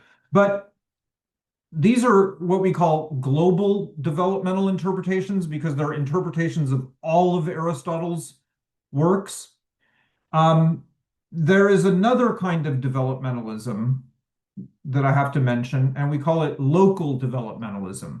And what you do here is you take individual arguments. For example, the ergon argument. A lot has been written about the ergon argument, the function argument, right? That says that, the function of a human being is virtue or thought or something, and so we can determine what is good for us based on what our function or ergon is. So there's a famous version of this argument in the first book of the Nicomachean Ethics. hundreds or thousands of articles have been written on that version only without bringing in any other version of the argument. Research that I consider basically worthless now because it's not playing with a full deck of cards. It's not looking at the other versions of the Aragon argument. So there is another version of the Aragon argument in the Eudemian ethics, a different version of the argument to the same conclusion, but using different premises. And so if you want to talk about the Aragon argument, in my view, you need to talk about uh, both of those versions of it. There's also other versions of it. In Politics 7, there's a version of the Aragon argument. That's even less often discussed by these specialists on the Aragon argument. But the most important version of the Aragon argument is the one in the Protrepticus, because it's the earliest version, and all later versions are adaptations of that version. And it's the one that's been looked at least of all. Although Jakub Jursa of Charles University in Prague has just published a monograph that is the first monograph I know of to look at all of the evidence for all versions of the Aragon argument, including the Protrepticus version. And I think he reaches a much more satisfactory conclusion of it.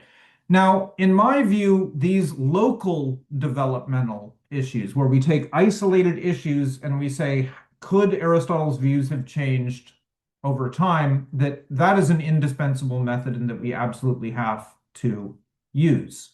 And not just on arguments like the Aragon argument, but also like Aristotle's theory of pleasure. We have two different versions of this theory. One in Eudemian Ethics 6, another in Nicomachean Ethics 10. And so anybody that wants to tell me about Aristotle's theory of pleasure needs to be able to tell me about both of those versions and how they relate, and which one was written first and which one was written second. But there's another version of arguments about pleasure in the Protrepticus that you also need to tell me. So if you're going to use a complete set of texts and have local developmental theories as you need to, then you're going to need to bring in all of these. So I am in my own work focused on local developmental arguments. I'm not persuaded by any of the global developmental arguments, although I think about them all the time. None of them has received satisfactory uptake. And the disagreement between various developmental arguments caused people to do something like what the apotreptic speaker in the Protrepticus encouraged. People said, oh, Jaeger's got a developmental argument that says A, Düring has one that says not A, these other people have other ones. You know what? Forget it. Forget developmental arguments. Aristotle wrote everything in one day and it all agrees completely and coheres with itself. And that's how I was taught Aristotle basically throughout undergraduate, graduate school. And there's a lot of people that still teach him that way, just never consider what, how the arguments could have developed. So developmentalism is crucial. And I think we need it, and in order to interpret Aristotle correctly, and in order to offer a developmental interpretation, we have to have an interpretation of the Protrepticus because it is the only datable work. It's the only work everybody agrees is earlier than the other ones. And there is plenty in it to compare to arguments in the Corpus Aristotelicum about pleasure, about the three ways of life, about the Aragon argument, about parts of animals, about mathematical sciences, about Pythagoreanism. Anybody interested in any such areas needs, and so should, bring in this text. Yeah, that hammers home just the sheer importance of the work that you and Doug Hutchinson have done in reconstructing this text. I mean that what you've said gets at the one of the last remaining questions I have for you, which is about the reception of the Protrepticus. Especially in antiquity. I mean, what did people think about it? I mean, the elephant in the room is clearly it was lost at some point. I wonder whether you have an opinion about when it was lost. If Iamblichus is writing in late antiquity and he's quoting from it, it seems to me that it might be safe to think he has it and therefore it wasn't lost by then. Of course, it could be that he's quoting it but doesn't have it in full. I don't know whether there's a way of ascertaining which is the case, but could you say something about the reception of it and, like, as I said, the elephant in the room that it was lost? Yeah. So first of all, the reception of it. So, in our view, it was one of the most famous works, not only of Aristotle, but all of philosophy. And so it was widely read, very influential, and so forth. And the first piece of evidence for that is a report in Stobaeus that describes a Cynic philosopher reading Aristotle's Protrepticus in a shoe shop in Athens. And so we have a ancient report that says the thing was read in public by rival schools of philosophy. The second thing is that it's on all of the ancient lists.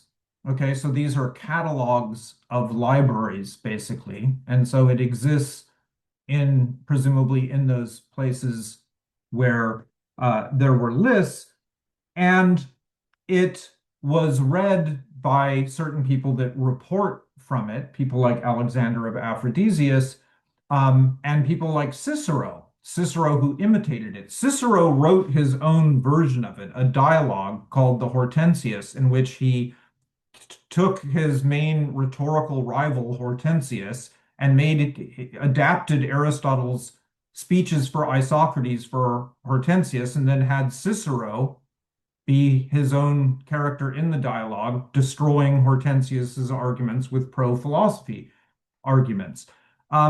So he certainly had it, and he quotes from it extensively. And later authors like Augustine and Boethius report things that we know happened in Aristotle's Protrepticus, report them being present in Cicero's Hortensius. Now, Iamblichus, we think, must have had the work. It's his excerpting that is the cause of the current evidentiary situation, not that it was, I mean, it's useless to hypothesize somebody else that excerpted and that he just copied those excerpts. There's nobody else doing that excerpting. It's Iamblichus had a reason to excerpt it because he was creating his own philosophy textbooks for his own school, and he excerpted works of Plato and other Pythagoreans and Aristotle for this purpose. So he certainly had it in the third century. By the time of Stobaeus in the fifth century, Stobaeus refers to the Protrepticus and quotes from part of it, but he very well may have been using later anthologies and may not have had access to the work itself. Now, the question as to why it's lost, I mean, this is sort of the question we began with, is lost works. And, you're not really supposed to ask the question, why were works lost? Because, a lot of historians will tell you, we don't know. There's so many reasons why they were destroyed. And basically the answer is that books don't just survive. If they aren't continually copied and you have a sort of industry of copying them, then they just disappear. They burn up in fires. They are used to clean guns. They're used and they're used to prop up chairs, and they get water damaged or whatever. And so to some extent, there's one answer that says we don't know why what survived, and why what didn't survive. But we can actually speculate in some cases. Like we can speculate that, the reason we don't have anything from Greek materialism like Democritus and most of Epicurus is lost is because of book burning and censorship. Christians burning those books and destroying those books meant that they couldn't survive. So we have just the tiniest of fragments from these vast collections that were written in antiquity. Whereas all of the works of Plato survived, so there must be a reason for that. Well, one reason is that Plato had this institution, the academy that was going, and a school that survived for another 500 or 1,000 years afterwards. And in that school, they taught Plato's works. So they had an industry of continually copying them so that students could access them, students and teachers. And so that's why all of the works of Plato survive. Aristotle's school, he did have his own, there was a school, the Peripatos, the Lyceum, but it was much shorter lived. 2 or 3 generations after Aristotle, it petered out, and not everything was copied. What was copied is what, of course, survives to this day, the works of the Corpus Aristotelicum. And the reason for that seems to be that the later Neo-Pythagorean, Neoplatonic commentators and so forth, part of the reason is that they had all the Plato dialogue. You want dialogues, you want amusing, entertaining dialogues to introduce people to philosophy. Well, we have Plato for that. What we don't have of Plato is like hardcore treatises and notebooks that go through metaphysical and epistemological arguments with apodeictic arguments and so forth. But we have that in Aristotle. So there's this kind of Neoplatonic curriculum where the role that Aristotle plays is not to be the dialogue guy. That's Plato. It's to be the treatise guy and the apodeictic argument guy. And so that's one reason. And the other reason is that popular works in general, they're just not as they apparently weren't as treasured by the philosophers of later antiquity. Partly because they had these other works of Plato they could use if they wanted that kind of amusement, but also because, resources and time are limited, and what you're teaching is limited, and what you can afford to copy is limited.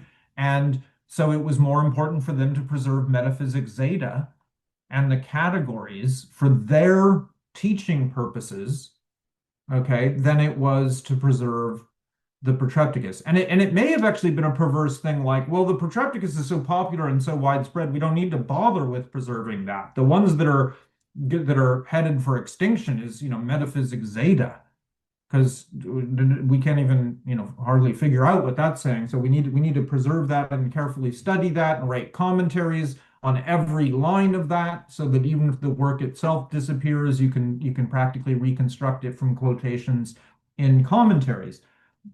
So that's one of the things. If you say to me, how could such you think the work was so popular, but if it was so popular, why was it lost? Then I will tell you, why are the works of the prize-winning works of Euripides, Sophocles, and Aeschylus lost? Right? I mean, those are much more popular works, and those didn't survive antiquity. So really, the I think the positive version of the question is, why did what survive? And the works of Aristotle that survive are the ones that fit into a certain curriculum of late antiquity, and the ones that didn't survive are the ones that don't do that. And the reason the Protrepticus survived even in fragments is because it was excerpted by a Neo-Pythagorean rather, philosopher Iamblichus, who was setting up his own school and needed a textbook, and he was writing an introductory textbook, which he entitled the Protrepticus, using the same Protreptic to philosophy, using virtually the same title as Aristotle's work, and he excerpted from Aristotle's for that purpose. And now the survival of that work of Iamblichus, is because it was used in those schools.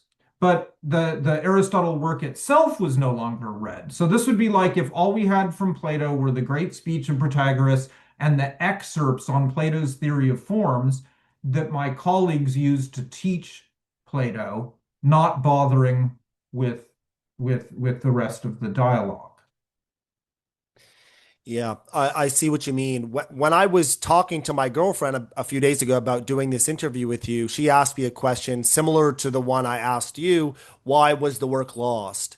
And I said to her something like you said about, gently pointing out that the question is asked badly, that as you said yourself earlier in this interview, if 99% of ancient Greek literature is lost, the real pressing question is, why on earth did it survive? Yeah, Why on why earth did did what what survives survive? survive? And Yeah. then you can answer that question sociologically by looking at, you know, because such and such work was crucial to what was being taught in the second century AD or whatever. And then that sort of makes sense. And Plato never stopped being taught or read.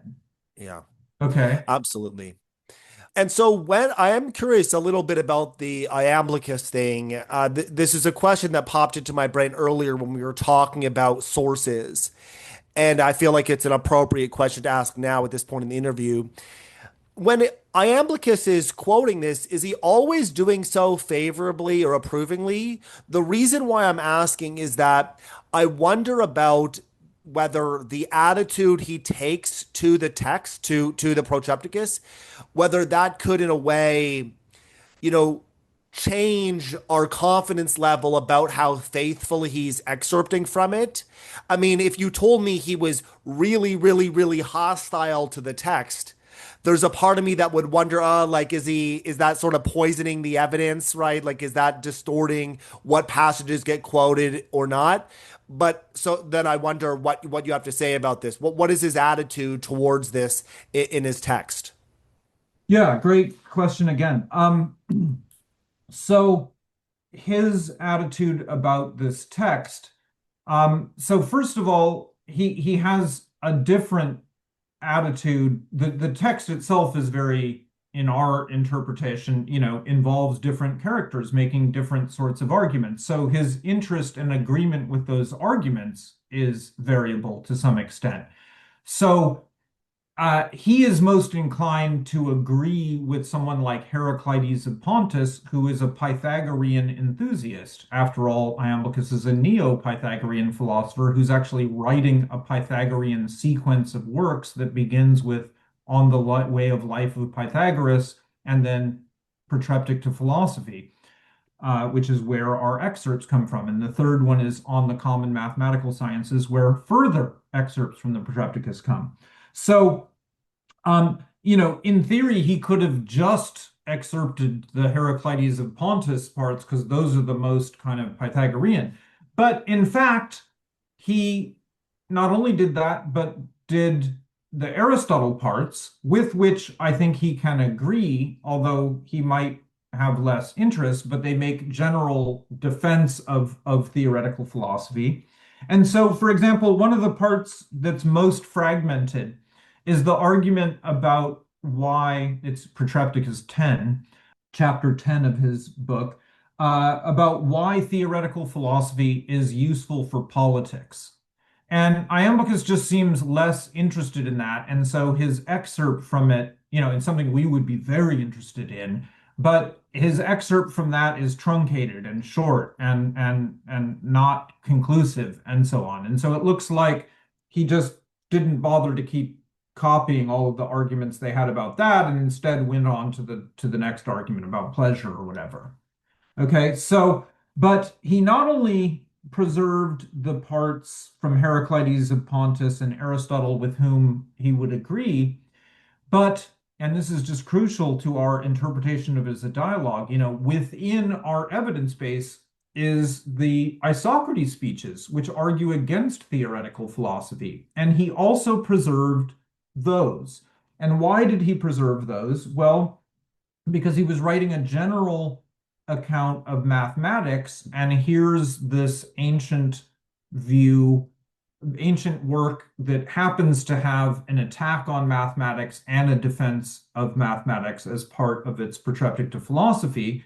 And he wanted to bring those arguments in. So he actually preserved those anti-mathematical theoretical arguments of the Isocrates character, although he never preserves any works of Isocrates themselves, like the Antithesis. He does preserve those parts, even though they go against the Heraclides character and against the Plato character. He preserved those. So that's one thing that's interesting is that yes, you might expect that he has excerpted just in accordance with his own concept of philosophy. And I think that is the reason why some things are more fragmentary than we would expect. And we would speculate that there's a big gap missing. And this is the first thing that we admit is that work has gaps. These gaps are of indeterminate length. They are gaps in the beginning, middle, and towards the end, and so on. And so definitely that happened to some extent, but also when you study his excerption technique, as we did minutely in a 103-page article in Oxford Studies in Ancient Philosophy, when you study how he quotes Plato, he also does this. He quotes from various speakers in various Platonic dialogues, including ones that he disagrees with, but that Plato goes on to, have them make an argument and then refutes it. He also excerpts using those, but he leaves gaps between the arguments and he doesn't preserve the micrologia. He prefers the bigger speeches and so on. So when we look at how, when we study, over the course of all of those chapters, 7 or 8 chapters where he's using Plato, we see a texture of his excerpts that is very similar to the texture of the excerpts in the Protrepticus section. And so we assume that just as there are various characters excerpted there, not only Plato's voice, that's presumably happening in the Aristotle case. And something like that has to be happening because otherwise it's impossible to explain why there are adversarial positions in the evidence base. Yeah, I mean that's such a brilliant answer, and I really appreciate the thoroughness there. That like totally dissolves the like hypothetical concern I presented to you. My last question is just a simple matter of speculation, though maybe not simple. Any idea what the preamble would have said? Well, yeah, actually, that's something that we have preserved. I mentioned it a little bit before. So there's a fragment of Stobaeus, the late, 5th century guy who did this vast anthology of Greek wisdom, and he preserves this report. It hangs on an incredibly long thread of literary dependency. But he preserves this report about the book being read, and he reports to us what the introduction was. And so let me just read that to you. So Zeno said that Crates is a cynical philosopher immediately in the next generation after Aristotle. Zeno is the founder of Stoicism, so one of the most important Hellenistic schools. So Zeno, the founder of Stoicism, said that Crates, the cynical philosopher, while sitting in a shoemaker's workshop, read the Protrepticus of Aristotle, which he wrote to Themison, the king of Cyprians, saying that no one has more good things going for him to help him do philosophy, since as he has great wealth, he can spend it on these things, and he has a reputation as well. Okay, so there was an address. There was dear Themison, and worded diplomatically to some king, some powerful person in one of the kingdoms on the island of Cyprus. Isocrates had written a series of works, which we call the Cypriot orations, to Nicocles, to Nicocles, for Nicocles, and a work called To Demonicus. And these Cypriot orations basically encourage these leaders to take up Isocrates' view of rhetoric and philosophy. And it seems that when Aristotle wrote his riposte to Isocrates, that he made it a kind of Cypriot oration, devoting it to his friend who was a king on Cyprus and saying, I think you should do philosophy. But what he what he says is really interesting, that he should do it because he has a lot of things going for him to do philosophy. Like what? Wealth and reputation. He doesn't say because you're a really smart guy or something. He says, well, you have a lot of wealth, so you have the resources to do philosophy, and you have a reputation to do it. And later in the work, there is this stuff about how wealth and reputation are actually worthless, or actually are only worthwhile if they're put towards the ends of doing philosophy and that sort of thing. So he, it starts out diplomatically and almost flatteringly, uh, not sycophantically, but it starts out with the diplomatic language of, I see you're doing something and I want to tell you that that's good and keep doing it. And so that's how it began, was actually Aristotle named some person and said, I think you should do philosophy. It'll help your kingdom, and you have a lot going for it, and you could really make great progress.